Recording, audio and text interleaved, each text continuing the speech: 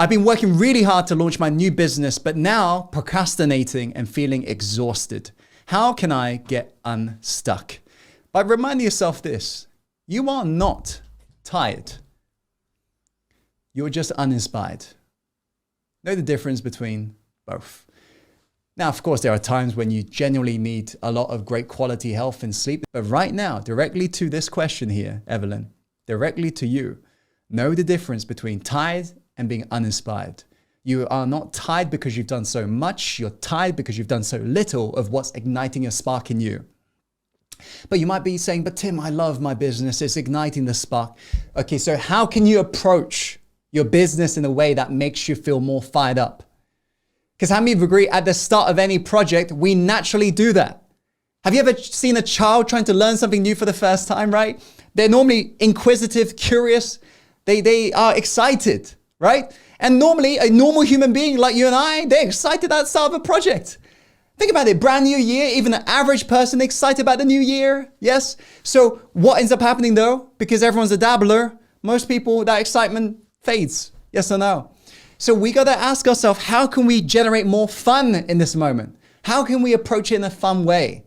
How would the child approach this? How can I see these little tasks as something that's energizing me, not killing me, not draining me? Because whatever your program is, your body's responding.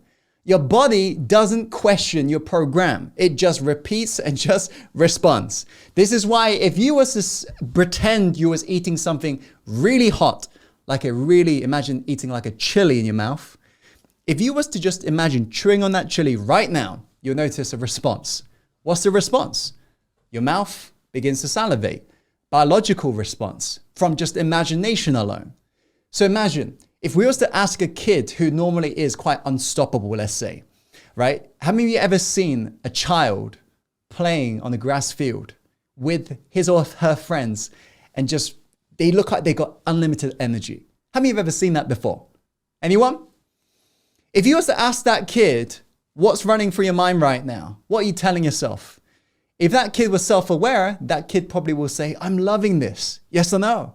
They'll probably say, I'm loving this. Yes or no?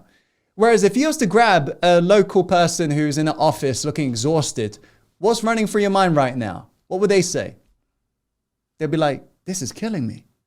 This is killing me. I can't believe I got to do this. Yes or no? Notice the difference. Notice the difference.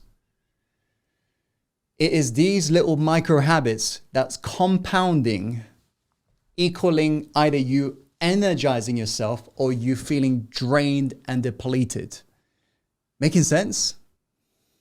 This is what Carol Dweck in her studies found. People who believe that they have to rest and refuel after some tough challenges, at the end of the experiment, they all had to rest and refuel.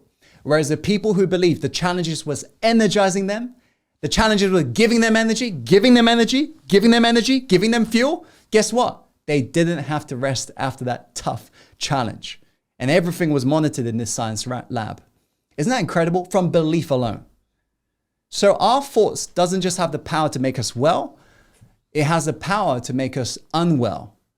So ask yourself, is the thoughts I'm having right now something that is going to make me heal? Or is it more secretly killing me?